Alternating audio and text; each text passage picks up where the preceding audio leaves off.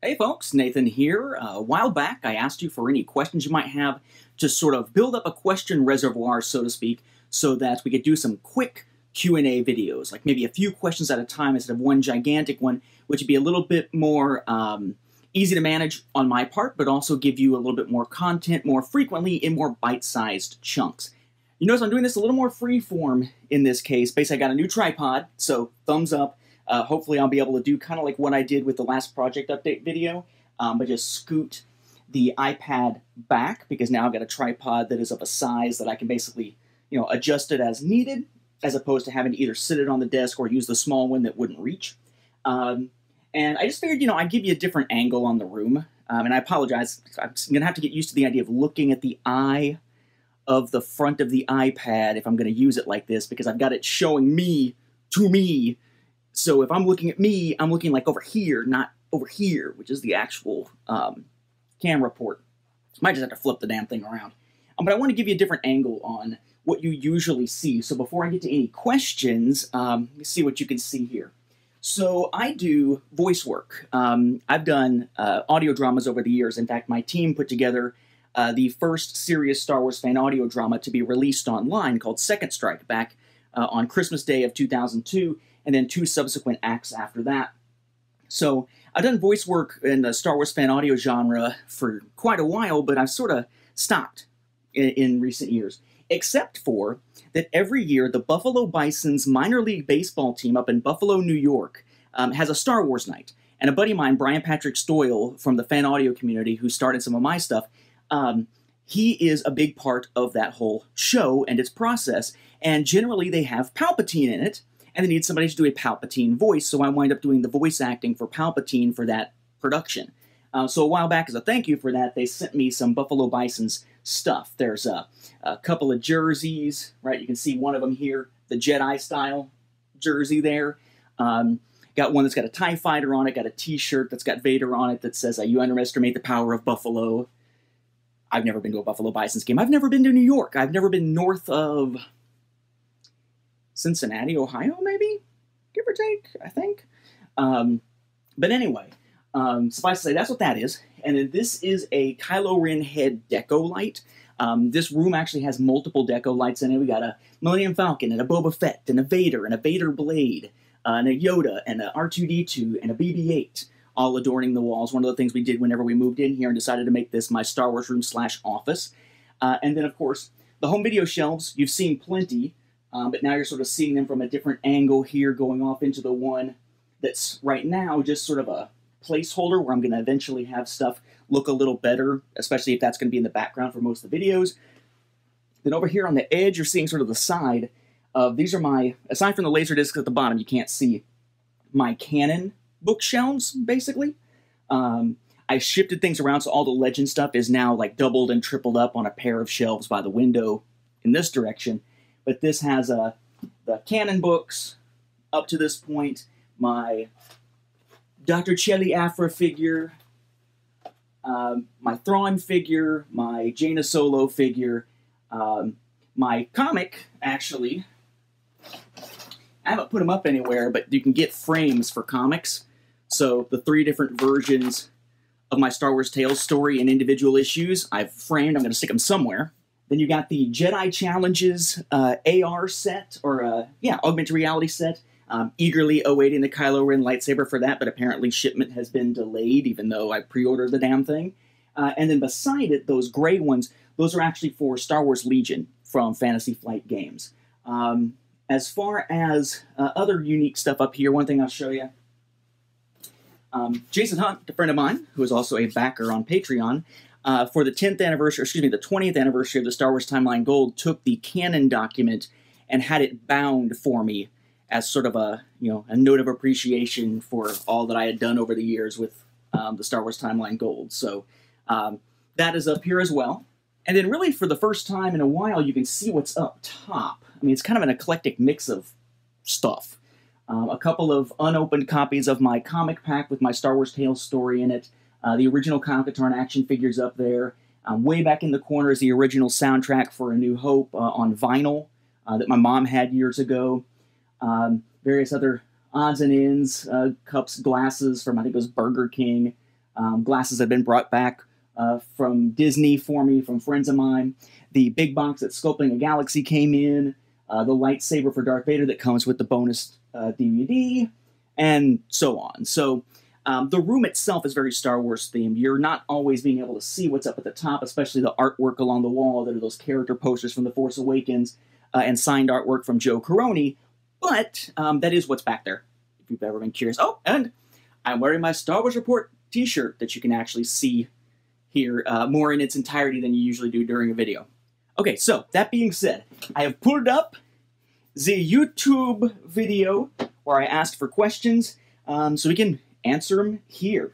So first question comes from Caesar, and Caesar asks, what's your opinion on Harmy's despecialized edition of the original trilogy? To which, very quickly, folks are reminding him, like Senator Coffer, hey, he's already answered this question. So let me give you the short version and then point you to where you can get the long version. Short version is that I really admire fan projects that try to preserve the history of Star Wars. So if we don't have really good high-resolution versions of the original films, it's nice that someone is sort of trying to recreate that as best as possible with the resources that exist, as long as it's being done as a fan project for love of the films, not for profit, not breaking the legal lines profit-wise, and sort of in that gray area where Lucas sort of tolerates its existence at this point. Lucasfilm sort of tolerates its existence. That said, I think any of those projects are very, very easy to monetize as a bootleg. I admire Harmy for his work. I admire those who have put together other versions, like the Grindhouse version and so forth. I think that's excellent to be able to see these films as they were either originally meant to be seen or in their original form in higher definition than we've seen on home video in an unaltered form. That said, there's a lot of people out there who will take those, burn them to discs, and stick them in packaging, or not, and sell those online. Or try to sell downloads of them, perhaps, if they do some kind of digital store type thing. That's where things get dicey, because that says nothing of Harmy having bad intent, but people can easily use what he created for bad intent. I've had people try to sell my timeline before, back before it got quite as unwieldy as it is from a paper cost perspective. So, and I'm sympathetic to those who are a little wary of this. I think I'm probably more wary of the side of what people could do with it than actually of the projects themselves. I think the projects themselves, as long as they don't stray across many legal lines, as long as Lucasfilm kind of allows it to exist, as long as it's done for love of the films and done as nonprofit, I think that's great. I think it's a great historical thing that fans can do for other fans. But there's always that dark side where some others who are a little more unscrupulous could take it and find a chance to make a quick buck. All right, more specifics. Feel free to check out the episode of From the Star Wars Home Video Library here on the channel entitled Intermission 6. Intermission 6 looks at the despecialized editions and other fan projects as one whole. It's a single episode, but it's the one time I really planned on addressing it in depth. Then, Vintage VHS Treasures asks, in your last Q&A video, someone had asked about Star Trek. I was wondering what home video releases do you have of any of the Star Trek TV shows / films? You'll probably be disappointed. My answer is damn near none. Basically, when I did my giant rewatch lately, where I watched in chronological order, mind you, when I rewatched all of Enterprise, the original series, the animated series, the original series films, Next Generation, Deep Space Nine, Voyager, the films in that era, and then was sort of off to the side catching the new first season of Discovery and all. That was all streaming stuff when I went and watched those. Really the only stuff that I actually have on physical home video media is the Kelvin timeline stuff, the newer stuff. And in those cases, I've got, I want to say, one copy of the first reboot film, because it wasn't available in 3D, so it's that film just in 4K, and then for the other two of the reboot films, I've got them on the 4K release and the 3D release, because I'm a big aficionado of 3D, love that stuff, but 4K is now the way to watch, and 3D has pretty much died. So I sort of did the upgrade, but didn't get rid of the 3D pack, so I've got the Blu-ray 3D, and 4K versions, except it requires owning 2 different copies to have all of those. But that's it as far as that goes. Now, when I was younger, part of what kept me able to watch this stuff was my dad had signed up through the Columbia House, maybe, to do those 2 or however many episodes a month on VHS episodes of Next Generation, despite the fact that they were in syndication at the time. So I had a chance to watch a lot of them that way, and for years, you know, before the advent of season sets on home video, really, back before that was really practical on DVD, I would go through and night after night record the episode of Next Generation or Deep Space Nine or Voyager or whatever it was, and then duplicate that from one tape to another, dub it from one VCR to another, taking out the commercials in the process and putting them in chronological order to rewatch them 8 per 6 hour EP or SLP VHS tape. Tons and tons of tapes, stacks and stacks of tapes taped off of television. I stopped that right around the same time I stopped watching Trek, which was right around, I want to say, about halfway through Voyager's run, maybe, in that equivalent point in Deep Space Nine. I sort of left Deep Space Nine right as it was getting to be very much clear how much they had borrowed from the Babylon 5 formula, but before it really got good and started to deviate from that formula a little bit. So I had some at one point, and I've had other copies. Like, I've owned Blu-ray copies of the original films and the Next Generation films. It's just that generally, after I've watched them a couple times, I don't keep them in my collection. I just wind up selling them off and keeping the digital copies of them because as you can see, you know, the office is crammed from a space standpoint. Even the books can't be on the shelf in a normal way. They have to be sort of stacked in a different way to conserve space. Same thing with our DVD shelves and Blu-ray shelves in the other room. I'm constantly clearing them of stuff and either selling it off or trading it off or giving it to family because there's just a premium on space at this point. All right, one last question, and then we'll cut this one, and very soon we'll have another one that picks up more questions from that same video's comment thread, and feel free to put more questions in the comments to this video. We'll just keep that sort of as a rolling process here. This question comes from Corey Newell, who says, or asks, now that you're branching out into Willow for the Star Wars Home Video Library, that is this stack here, that's all Willow stuff that'll soon be supplemental episodes from the Star Wars Home Video Library, because I'm putting it into that collection. Would you consider covering other Lucasfilm properties such as Indiana Jones, American Graffiti, etc.? My answer is no, and the reason for that is that I wasn't really intending on sort of biting off that much. The Willow thing has always struck me as something to be fun to add to the collection alongside stuff like Spaceballs and whatnot, because, one, there's not very much of it out there. I mean, I've already got all the comics and all the books. The comics are in a box somewhere, but the books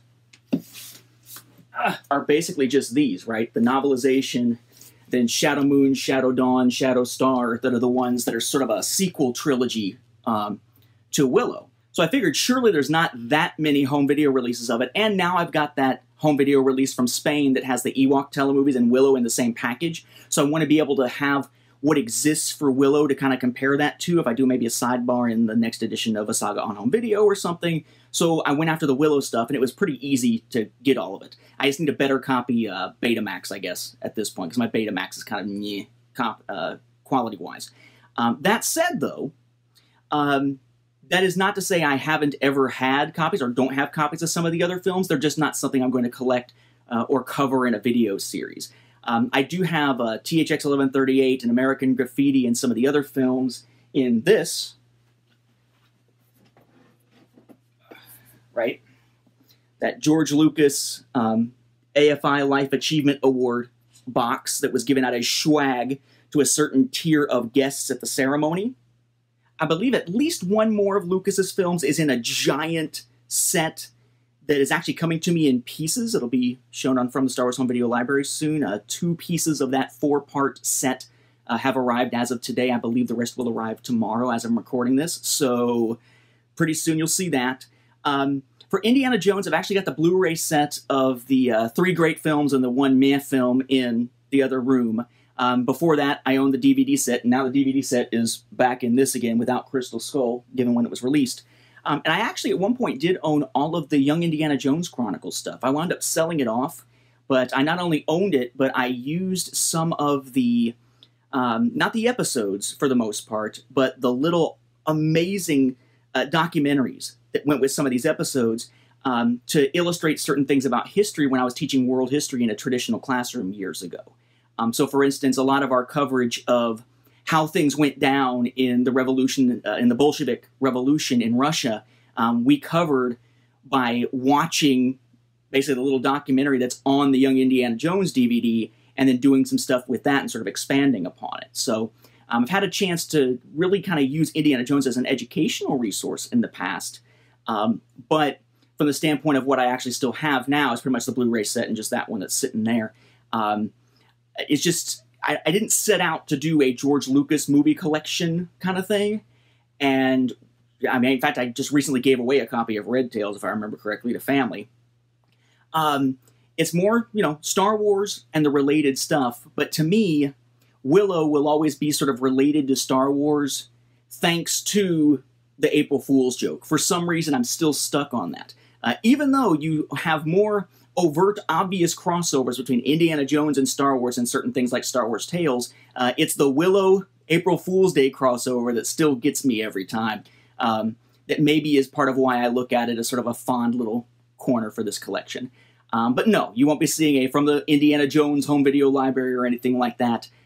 That's just way too much stuff to go try to collect, and also something I'm not particularly well versed in and don't really have much of a foot in the door in, unlike when I started collecting Star Wars home video, because when I started collecting that, I had quite a few, and then jumped heavily into it and learned more and researched more as I went along, but at least I had sort of a starting point, and the passion for the research to go along with it, which eventually led to the book, A Saga on Home Video. But I don't see myself being in that position or that mindset for any of the other stuff Lucas has put out. Okay, that'll do it for this Q&A. 3 questions in, quite a few to go. I'll cut it here, get this edited and out as soon as I can. Feel free to post new questions if you like underneath this video or underneath the original video that I'm pulling from. It just is easier to put it underneath this video. I'll continue grabbing them and doing these quick little Q&As because they're so easy to set up and shouldn't be that hard to edit. So I'll be able to get these things out to you much more quickly than some of our regular episodes. Thank you for those who put in the questions, including those whose questions haven't been answered yet. I appreciate it, and I'll catch you on the next of these Q&A episodes.